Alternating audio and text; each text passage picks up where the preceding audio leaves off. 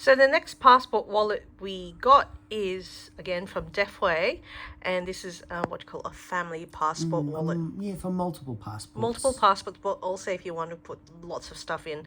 So this is Mr. Martin's on the left, which is charcoal grey, and mine's the flamingo. Anyway, let's begin. Moving on. Has the long handle on the outside. Yep, which has the zippers as well. Good for wrist. Okay, you need to come forward so they can see your wrist. There we go. Thank you. Yep. Now it's all attached to the zipper. And around we come. It's a pretty good size. It's Look, quite long. You can put your PlayStation and Nintendo in it. Oh, I don't think so. But front pocket. Yeah, we were wondering because the ads there were saying you put your phone there.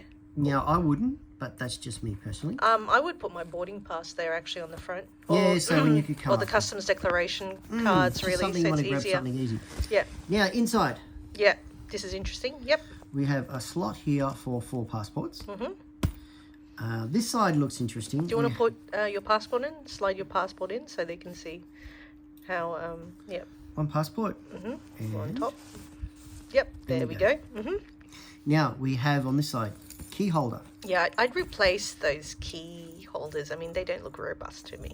I mean, it's very, Look, it's very flimsy, I think. Look, it is what it is. you So it's know. detachable as well. Realistically, you're probably only going to put your baggage keys on there if you're still using it. You know? Yeah, you wouldn't put your house keys You're not there. going to be chucking on your house keys. No, you wouldn't. Anyway.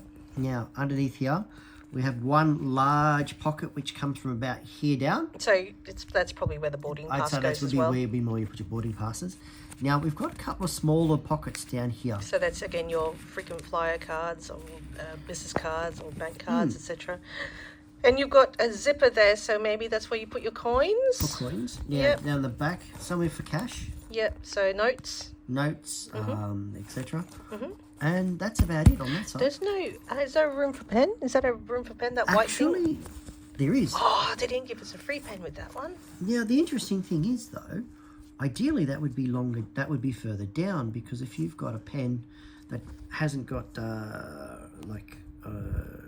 one we did in our previous video, if you put a standard pen in there, it's actually going to slide out. Yeah. Ideally, it would probably be better off with 2 loops down, so you could slide the pen in. Well, there you go. Well, I'm not pleased with this one because they didn't provide a free pen.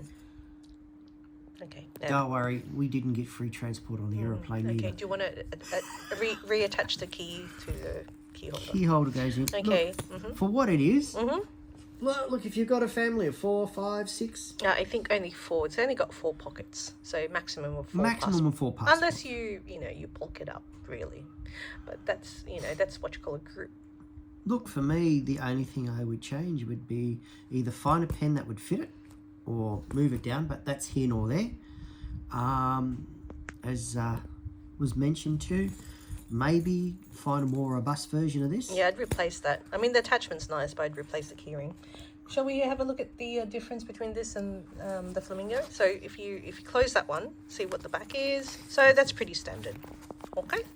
And the black in this one is, Oh, it's very nice. it actually, whereas my one is dark on the inside, this is a lot more lighter. So finding things theoretically would be a lot easier.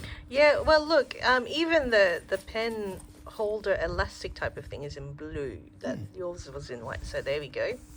So it's the same principle, and it's also got that RFID stop. So both of these were $16.99 each.